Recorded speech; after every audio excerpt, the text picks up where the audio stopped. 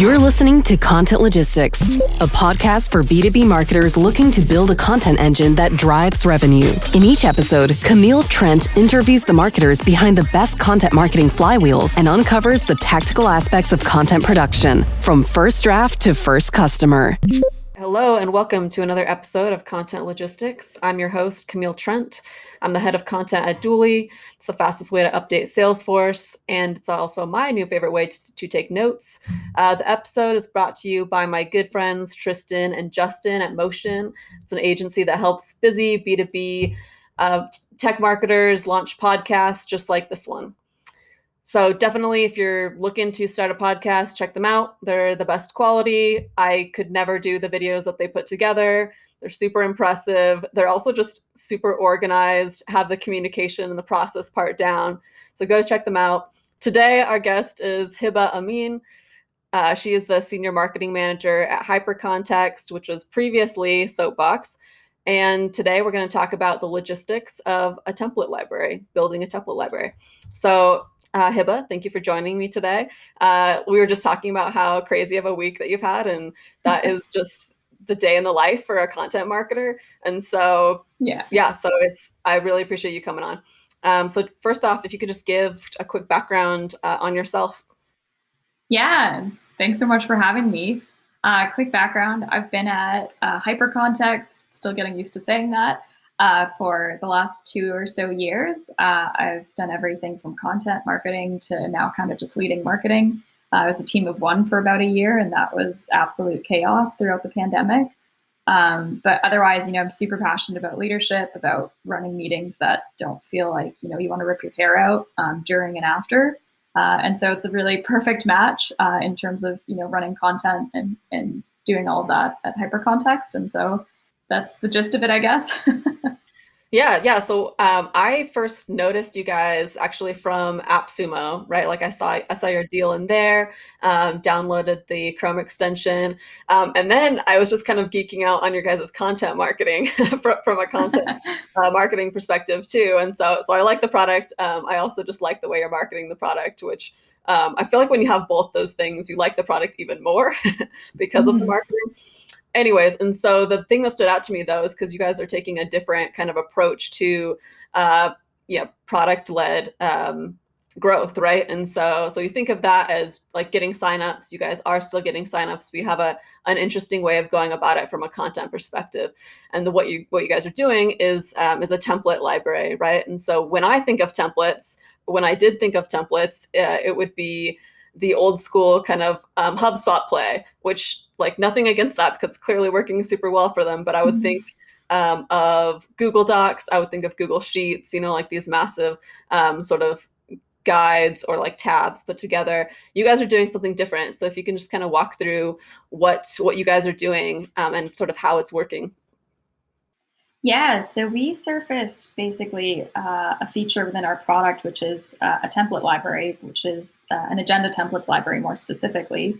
And so in the context for our company, I think the biggest competitor for us is absolutely Google Docs in terms of running one-on-one meetings through there or even just pen and paper. And so, after having a lot of customer calls, especially for people who are obviously sick of Google Docs, this was a really easy way for people to get a lot of value from our app. And so as we had more customer conversations, we realized this is a really big opportunity for us because there's a lot of people who are really frustrated with Google Docs. They're frustrated with having to scroll and it's just not organized and it's chaotic for managers, especially when you have like 6 direct reports and you have these just never ending documents. And so for us, it made sense for current users, but as a result of that, it also made sense for people who were looking for a solution. And so it was a great way to capture these people while they're in the process of being like, holy crap, I need this new way of doing things. What's working? What's going on right now is just not working. And so to be able to capture not only search traffic for people who are looking for ideas, but also to be able to drive value for people who already know and are at the decision-making stage, like I need a solution. It kind of tackled both of those at the same time. And so for us, it's a fairly easy, it's SaaS and it's product led and it's fairly easy from, coming onto a blog, let's say, and getting into the product. It's not this like strenuous process. where you have to add a credit card or anything. It's just such a low barrier to entry into the product. And so for us, we're driving value through content that way, but with a really easy, CTA and process to get into the product and create an account and get value immediately that day. That was kind of the driver and the thought process behind it. It was really customer driven, to be honest. And we just kind of capitalized on that feedback. Yeah, I think that's great. So from kind of a content flywheel perspective, I feel like that is the light bulb moment when you find something that's, oh, this is helpful for our current customers, but then it's also helpful for any sort of prospects or like anyone that's interested in this type of product. Like when there's that intersection, you're like, oh, this is evergreen content. It works for both sides. That's usually like a good indicator for me of it being like a good content program. But kind of along those lines, is it something that you would recommend that somebody coming into a new role or looking to launch like the content marketing program at their company? Is it something that you would start out with, or do you need to build other sort of foundational elements first? Like, where do you think it fits in terms of priority? Yeah, it's a great question. I mean, for me, at the stage that we're at, if the more I can replicate this template library, the more I'm going to. We replicated it with our goal examples library, and that went really well. If you look at all of our competitors from a product perspective, they all now have template libraries. You're starting to see a lot of people outside of, let's say the meeting management industry as well. There's a ton of template libraries, and they're less focused on those Google Sheets that, like you mentioned, or Google Docs for people to kind of copy and paste. It's very product driven. And so I think if you kind of consider yourself in that product-led company bucket, absolutely, like no brainer to do this. Because everything you're doing should be around the product. It should be around customers and driving value for them. And I think that templates are the best way to surface your product while driving, just knowledge, like I guess at the ground level. If it's helpful and useful to your audience from a content marketing perspective, and you're able to tie that into your product, the conversion rate is just going to be so much higher. And we've experienced that when comparing, specific content pieces to the template library. It's just night and day. And so, if you can and have the resources to do it, just go for it. And also, I guess my word of advice is you don't have to build this like crazy intricate thing to start. Just, create an MVP. See if it works. Even if you try it out as just a blog, because that's low effort, doesn't require engineering or web development, just try it out. Because again, like our blogs also convert really high that are just talking about our templates. And so it doesn't have to be this full scale product. It was lucky for us because we were able to get engineering time. And so we have an API built that surfaces all of the templates we build within this like middle platform. It puts those templates into our actual app while putting it directly into the agenda templates, I guess all those pages on the website as well. Yeah. Okay. So there's like a lot of good stuff there to dive into. So as a recap for folks, I'm trying to not forget any of it. But as a recap for folks, it seems like if you're a product-led company, and I like what you said, that everything should be around that product. Like that's the approach that you're taking on a business standpoint. So that's the approach you should be taking on a marketing standpoint. So everything should be around that. That should guide you. That should be your North Star. And then also just if you have the resources to do it, like assess that. And if you don't, you can do a blog. Like you said, you can do the MVP version of this. And it sounded like that converts really well as well. And so it's not something that has to be a big risk. It's something that's been proven out, at least on your end. So both of those plays to start. One, if you have the resources, and then two, you can just start with a blog if not. And then also just validating with the market if this is the type of content that they want to consume. So we talked about this a little bit earlier, but I loved how you said it. So how did you validate that these topics were things that your customers were interested in? Like how did you know what to talk about? Yeah. So I mean, I came in about a couple weeks into after this decision was made, at least for the very first library, which is the agenda templates. But everything that we do at Hypercontext is super focused around customers. So we have customer calls at least, across the entire team, at least 15 times a week. And from a marketing perspective, I'm maybe in 2 or 3 a week, more if I'm lucky. And so it's really just asking. And I think something to be really focused on as well as your end user. I think a lot of people might always focus on who's the decision maker, but when you're at a product-led company, you're marketing to that end user. So we could be marketing to the CEOs and to HR and all these people who could, blanketly tell the whole company, hey, we downloaded this tool, or we're implementing it for everyone. But if we're not building that product for the people who are going to be using it every day, which is, those managers and those direct reports, and marketing to those people and driving the most value for them, it's not going to stick, and eventually they'll churn. And so that's kind of how that came to be. For us, one of the demographics of people that we also interviewed a lot was first-time managers. And so that spurred the agenda templates library, because, I'm a first-time manager, but I thankfully had 2 years of just researching and content within this realm. But the average first-time manager goes in, thinking they're just getting a promotion because they're really good at, content, let's say. They might not necessarily be great at people management, and it's a whole new role, and they have no clue what they're doing half of the time. And that's just the reality. And that's where you end up having some people who aren't the greatest managers, not because they're bad people, but because they're just not prepared and they don't know. And so that was kind of one way for us to tackle that pain and kind of help coach management habits within our app, which is one of the value props that we share, at least with that new manager demographic. And so I think within the leadership space, people are always craving best practices. They're always craving new ideas. And as managers, there's a lot going on. You're juggling so much. And so for us as a product, learning that, it was kind of tackling it to say, here are some ways that we can help you think less in your job. Here are some ways that we can help you take a bit of the burden off of management by giving you information that not only we've curated and created ourselves, but other managers who we respect have also created and have used with their team. And so it's kind of just creating this best-in-class library for us that's obviously very conversion driven, but at the same time, really focused on driving value. And that's something that I care about a lot. And I know a lot of content marketers care about a lot is, not just putting out nonstop fluff. It's how can you make this actionable? How can we make this useful? Also, obviously, while giving it back to the business results, which is more around, can this drive revenue? Can this drive signups? Can this drive traffic? All of these things. And so finding that kind of harmony there was really important. I think that, the past marketer who initially thought of this idea is just a genius. And I've kind of taken that and ran with it. And then we started the goals library as a result, because that was the first opportunity for us to completely replicate it. And it did so well. So for us, that was just proving that this template library wasn't a lucky fluke. It actually worked. And I think that's also important to know. Yeah. There's a lot there too. So I'll break it down as a recap.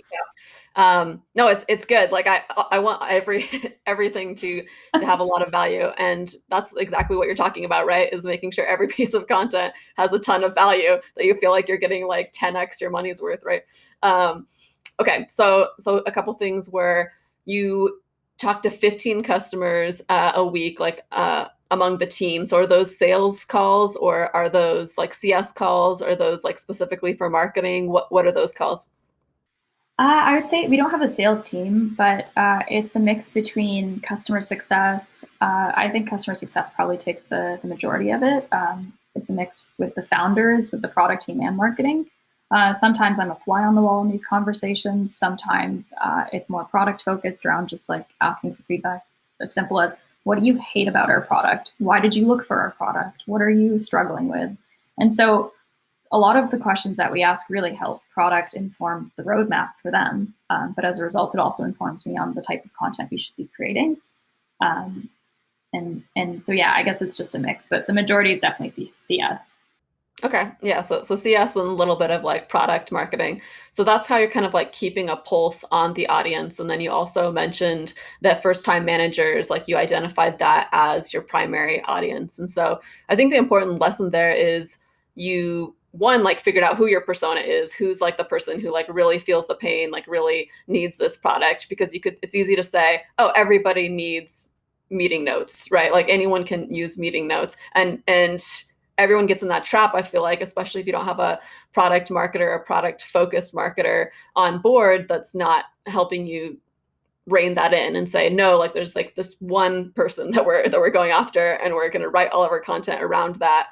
And then the other thing that you're doing is keeping a pulse on that by having these meetings like every week that you can tune into, and so people evolve, like people change, like they have new wants and needs, other products come up, and so being on those calls and like keeping a pulse on what they want and how they're evolving is super important. So I think that's really important on the persona audience side of things.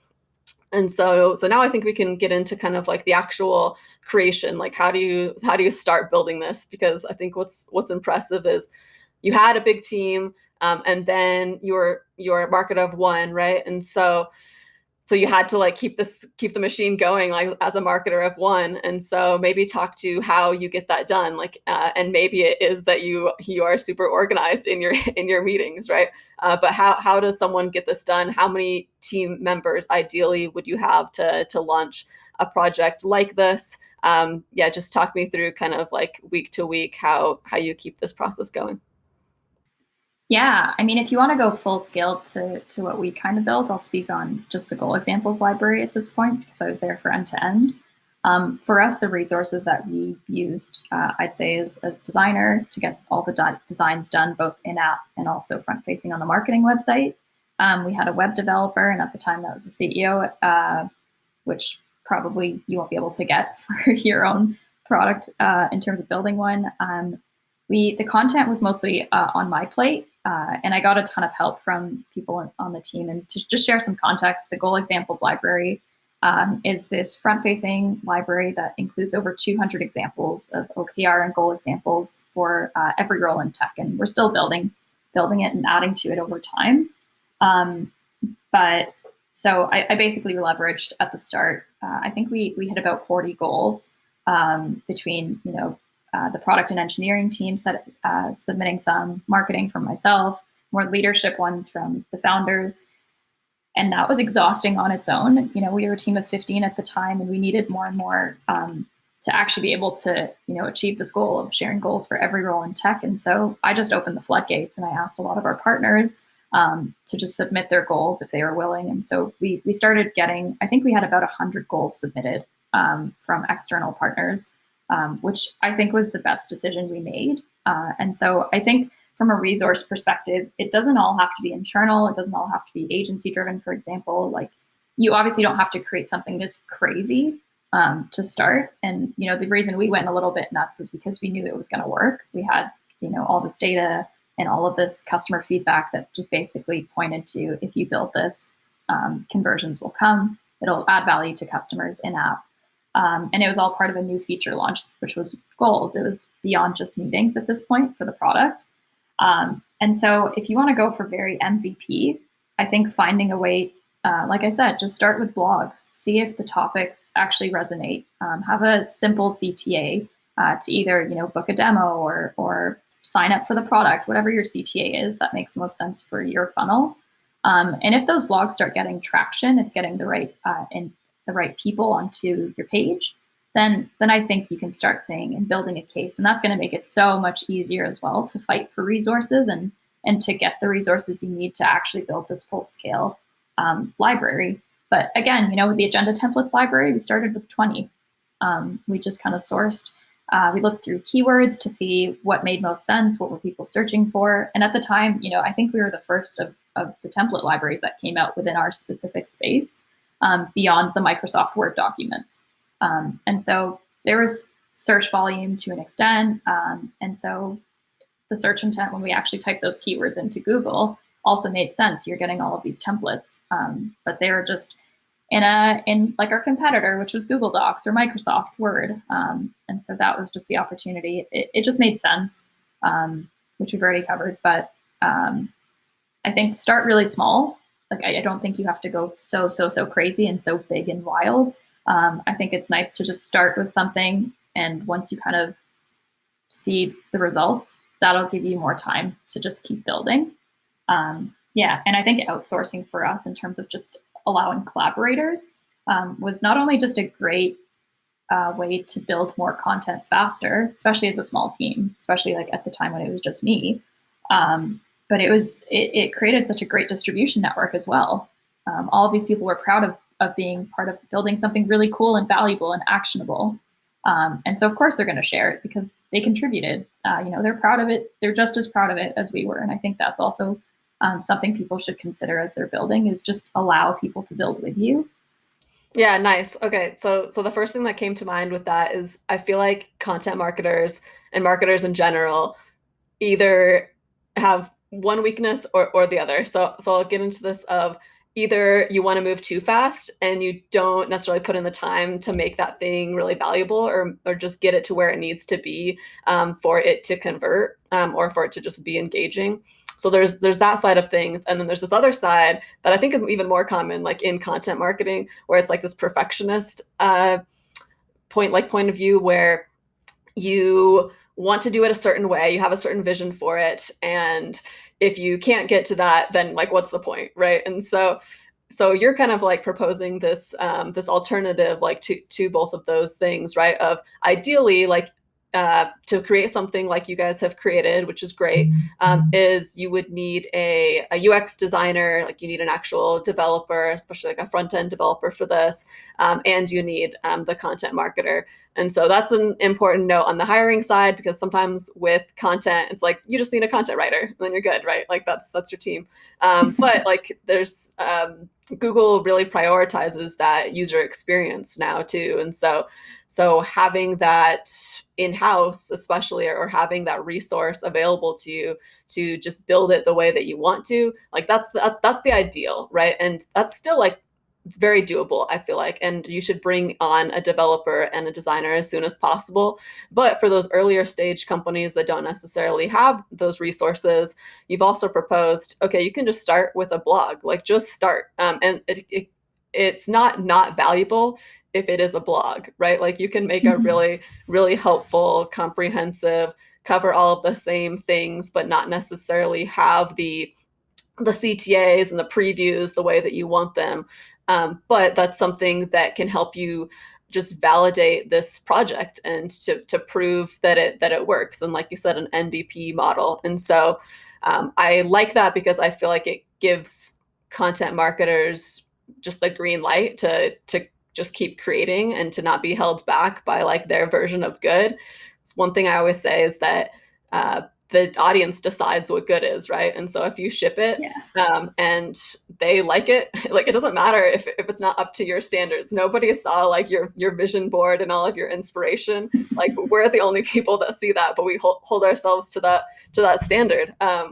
And so anyway, so that's kind of an aside, but I think it's an important note for people that you can just get started.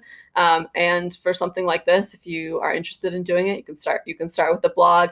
If you've already, like you said, proved it out in the market and you feel very confident that it will work and you're able to put those resources behind it, then now like people are more aware of what those resources are that they would need to build the team. But I think that's a really good playbook and just like how to get this started. So the other thing that I was curious about though, since this is a website play, and so it is like a search play, did you do any keyword research? Did you do any like SEO work around that? How did that play into this strategy? Yeah, the keyword research was more focused around, when we were building the goals library specifically, it was really focused around what roles made sense to prioritize. Especially at the start of the project, we were aiming to just target three departments, which was sales, CS, and engineering. And typically that's because those are the managers that benefit from our platform the most because they have the most direct reports. Like typically, marketing teams are fairly small across a tech company, but engineering is usually like 70% of the company, or sales and things like that. And so those people made sense for us to start with. And so we started with keyword research to see what were people actually searching, like to the point where were they searching for DevOps OKR goal examples, and they were. And so that actually ended up being one of our top performing pages, which just blew my mind because I would never think to, write goals for that. And so the keyword volume, I would say, and also the search intent on those pages definitely kind of helped us prioritize and also just discover new roles we weren't even thinking about. But then as we kind of went on through the process, I got really selfish. I was like, I want marketing goals. I want to be able to benefit from this thing we're building too. And it was also that, the feature we were launching, which was goals, was really more focused around org-wide adoption versus just that middle manager or that end user. And so at that point, the project completely blew up in scope. So we started adding marketing, we started adding all the C-suite, we started adding, like operations. And then we started thinking about other types of goals that would be kind of a catch-all. So professional development, personal development. And so all of that stuff was basically determined through keyword research. And some of that stuff was just created because it was useful. So D&I goals, it didn't have the craziest search volume at the time, but we thought it was really important for our users. So I think search and SEO drove probably 80%, and the other 20% was just thinking about what would be useful to our customers. Because at that point, they might come through the DevOps search result into the platform or into the goals library, but they can still search around and see all of the other goals available to them.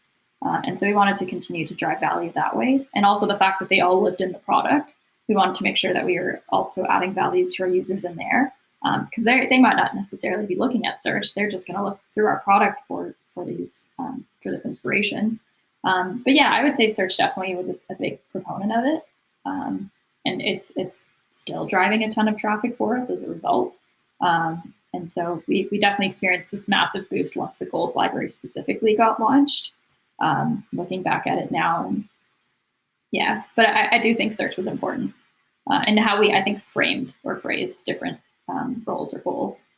Yeah, there's a lot to talk about in there too. So basically for prioritization for search, you're looking at search volume, and then did you say intent? Was that the other portion of it? And then were you defining intent kind of based on those roles and your key personas, or were there other things you're looking for in terms of intent? I think it was honestly just seeing what came up with the search results. So, for example, it didn't really happen with the goals library, but when we first started with the agenda templates library, if we would search one-on-one, it's very sports focused. It's not really meeting focused. It's not management focused. It's all about like football or basketball or I don't know, some sport. And so for us, it was like, are people searching these specific terms, and is Google, according to Google, basically, does this make sense?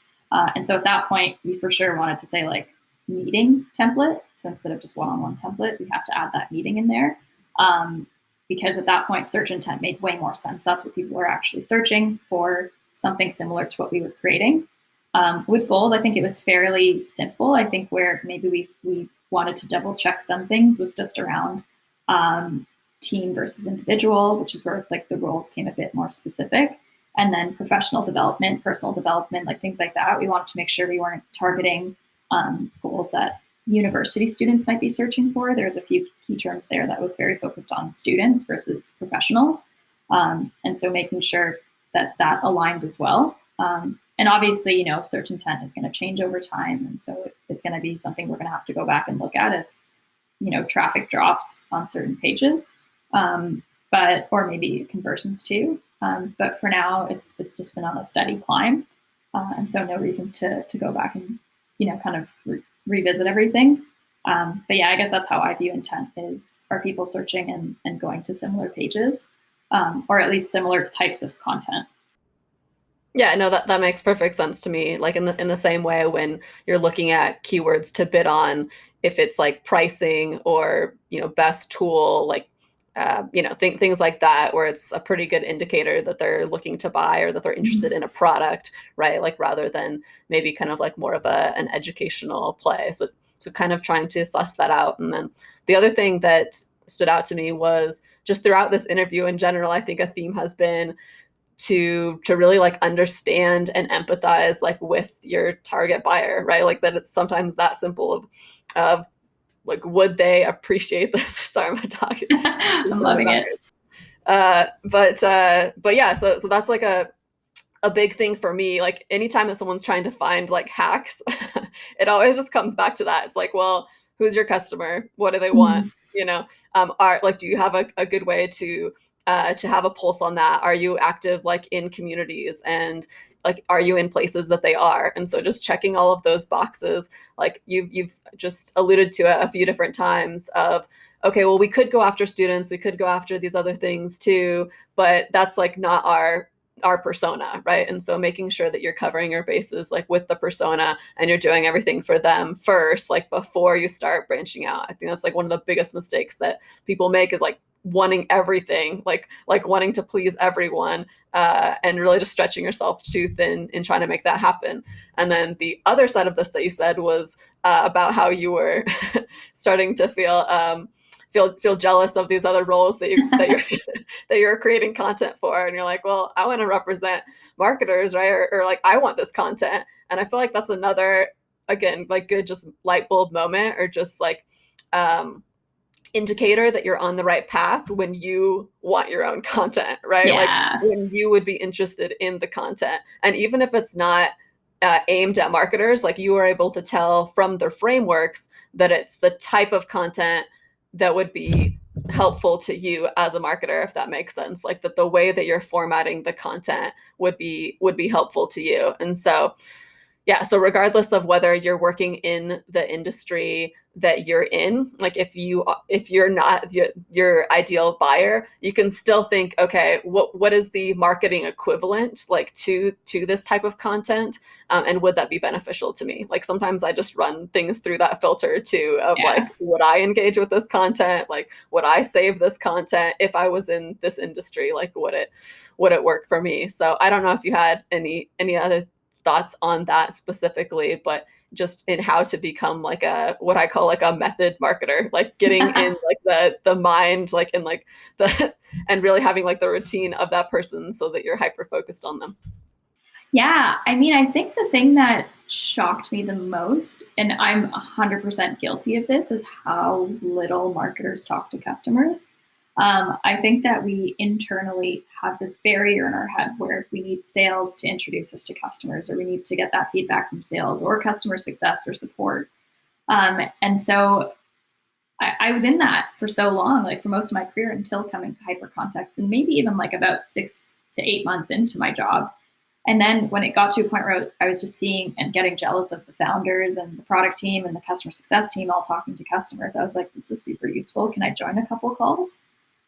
And then, my CEO kept drilling down until like it finally broke in my head, where he was just like, why do you need me to invite you to these calls? Like, why don't you just go ask customers yourself? You have like our whole database. Why don't you just email them?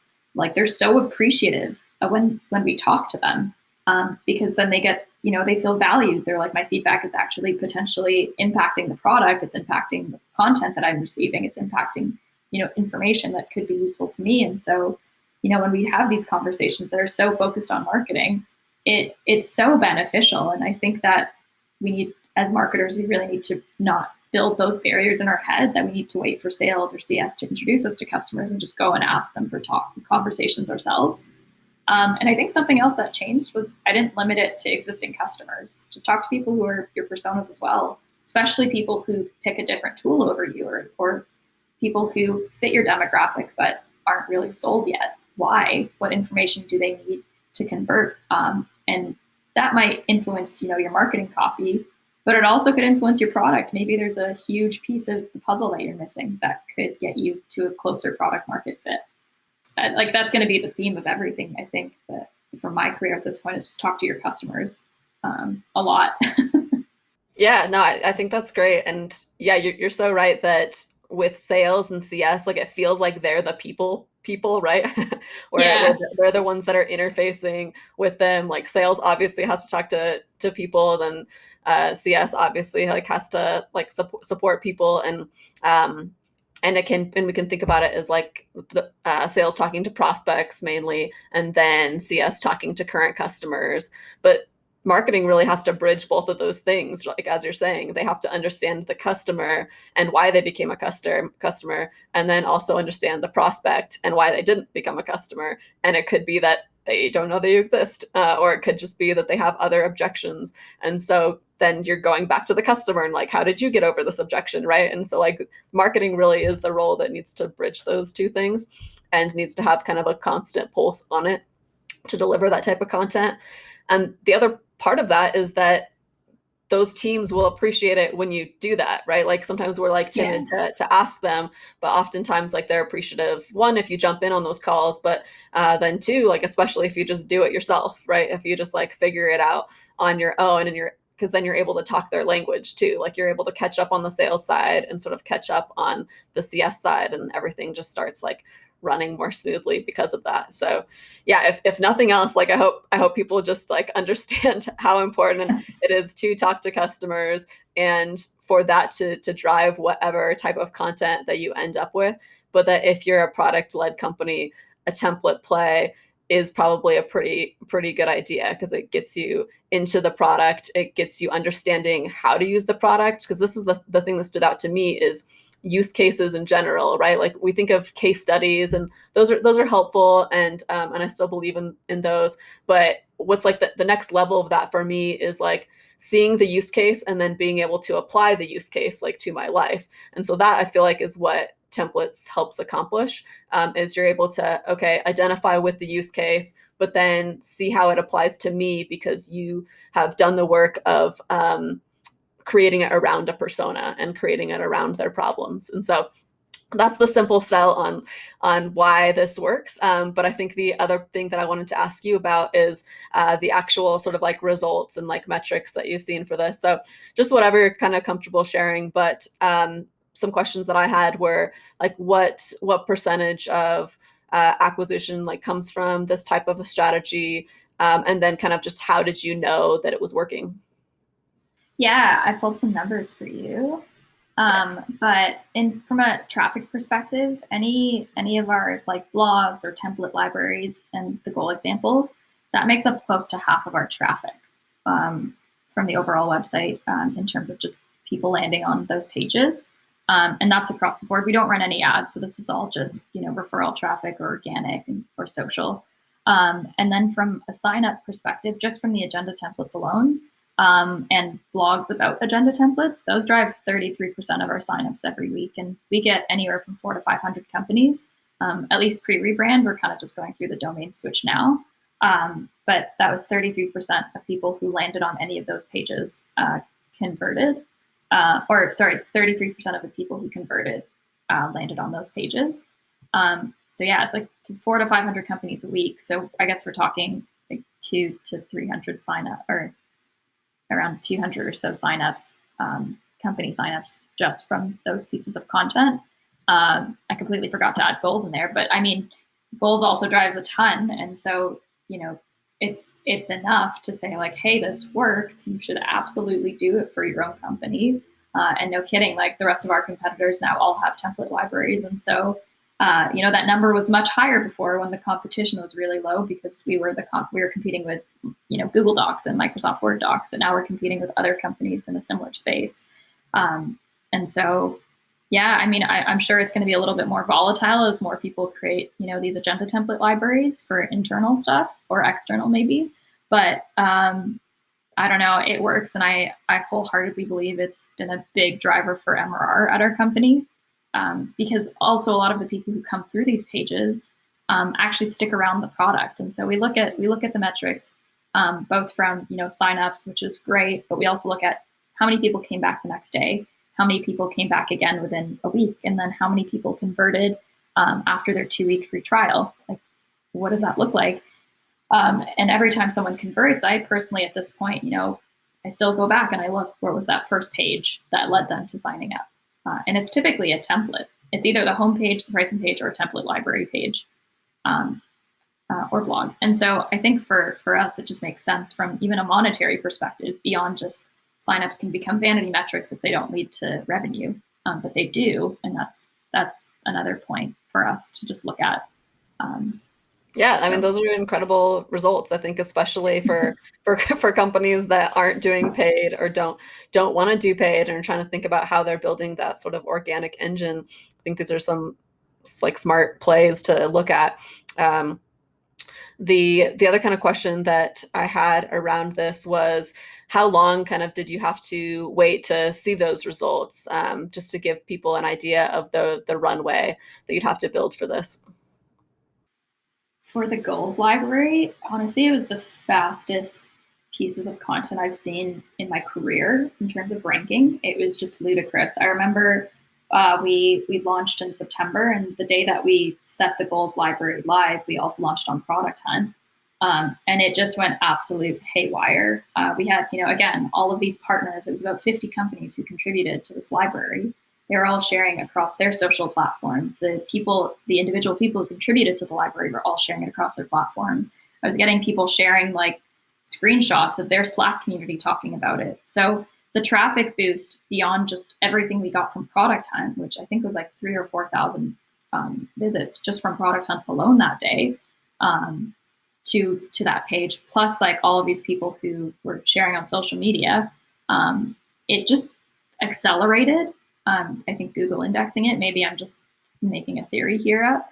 But at the same time, all of the people who also contributed to that library found value. And so they linked back to it from their own websites. And so it was really easy for Google to index fast because we just got this massive uptick of backlinks we didn't even have to ask for, with all of these people from all corners of the internet coming to this library.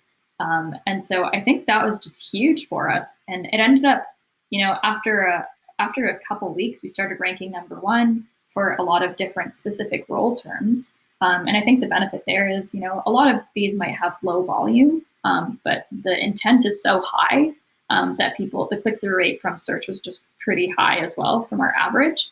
And then I remember I looked at our numbers again, because this was September, so we don't really look at Q4 because Q4 numbers typically go down, especially during Christmas season. But once January rolled around, our weekly traffic compared to that week in September spiked 51%, just from organic. And so we continued to see that. And now we've got a consistently growing organic traffic for us. Obviously, that number is kind of in a weird limbo now that we've switched our domain, but it's coming back fast. And so for me, it was just the fastest I've personally seen content rank. And I think the biggest part of that was honestly just having so many great collaborators who were excited about it, just as excited about it as we were. And I think that accelerated it. So I guess if you build it and you don't have a huge army to promote it with you, it's going to take a little bit longer. It's going to take more work around building links yourself and doing all of these different activities. But if you do it, if you know it's valuable, if it's valuable to your customers, and if you have a lot of people who are there to be able to contribute and, kind of take ownership of that piece just as much and take as much pride in it as well, it's definitely going to rank faster, and you're going to get a lot more content, better content, I would say as well. Because like I said, we don't have a sales team. So we got all of these people to contribute who lead sales teams. They know what they're talking about. We don't necessarily know what we're talking about within that specific realm. Yeah, exactly. So like involving your actual audience and the actual subject matter experts, like this could be like a whole other podcast of like the importance on that, because I've just found, and I've been thinking about this recently, like just making friends, like turns out that that's a pretty good strategy, especially like in your niche. And so, but really, it's just like a partnerships and even kind of like an influencer play there that kind of helps build that, build the cycle, like build your flywheel, basically, right? And so that's an important thing I think to bring up in here, is that you could do it yourself, right? You could research and you could make these templates on your own, but it might not have like the credibility that it has, like if you involve CMOs or if you involve RevOps, like from big companies, from people that other people trust, like, and so thinking about how you can involve your audience in your content in the beginning, and this does take a little bit of planning, but I've just found that, if you think about it as like a whole cycle of like, how is this going to become a flywheel, and how can we know for sure that people are going to share this? There's multiple things that you mentioned already, like just having it on Product Hunt in general pretty good idea. But also just having it on your blog as kind of owned content, involving subject matter experts and influencers that knew that you were starting this to begin with, that gave you validation that it was a good idea, that helps you create the content and then help you distribute the content. Like they're actually at each stage like of the creation, and helping this play out. And then also involving like your internal teams, right? Like CS, like they could use some of this content when these questions come up of like, how do I make this template? How do I use this product, right? So they can use it. And then I've also seen you use it in email too. So like another form of distribution of either taking the data from the product itself, which is kind of another subject entirely too, but also to just use the template libraries in there of like, these are our most popular templates or whatever, and then that's the email. So a lot of good plays here on just how to not only build a template library, but how to make it work for you, like how to make it an actual program rather than a project. And so just another good thing for people to note on how to get this going. So we talked through, I think, everything that I kind of had on my agenda about agenda templates. So I think my last thing is just, what advice would you give someone that's looking to kind of start a template library, and how can they get started? Yeah, I think this is going to be a little bit of a broken record here, but start with talking to your customers. That's going to be the first step. Validate that idea. And find a way to do it in an MVP way if you don't have that many resources. If you do, I think, take it step by step still. I don't think you should go all out if this is your first time building a template library, because I think there's a lot that you can do as a marketer. So I think proving out that this works for your audience is really important. I think that's basically the start. I mean, just talk to your customers. They're going to be able to help you drive and understand what the best type of template library is, what the best useful resource that's actionable is for both your existing user base or customer base, but also prospects as well. I guess just don't think too large. Just if you're starting, I think it's really easy for marketers, myself included, to want to do everything like you said and be a perfectionist and have this big thing. But what I've continued to learn is no one is going to care as much as you do.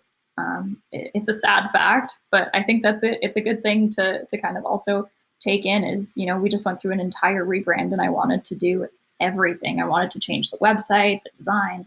I wanted to do it all. And we took a step back. It didn't matter. We had bigger priorities. We changed the domain, we changed the name. And people were still happy. Like no one was, just nitpicky about, oh my gosh, you have the same branding, the same templates library. Like no one cares. And I think that's like a harsh truth. But I think it's a helpful truth because as you approach new projects every single time, just understand that you're going to care a lot more about it than your customers. But if you can get to a point where your customers really care about it as much as you do, then you did the right thing because you built something that is valuable to them and not to your resume as a marketer, I guess is what I'll say. Yeah, I think that's a great way to sum it up, is that make content that your customers care about as much as you do. And then, take the time to make it really good so that you care about it as much as the customer too. Like it goes both ways, right? For you to kind of check your own work.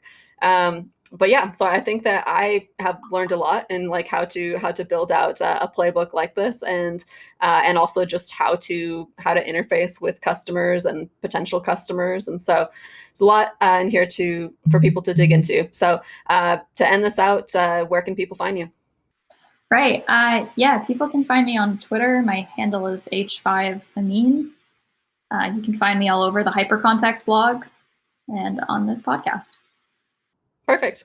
I love that. Little plug for this podcast. Yeah.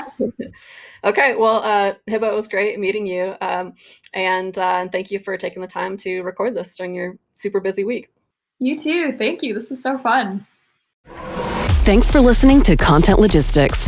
This episode was produced by Motion, a done-for-you B2B podcasting agency for busy marketers. If you liked what you heard, please follow the show on Apple, Spotify, or wherever you listen to your favorite podcasts.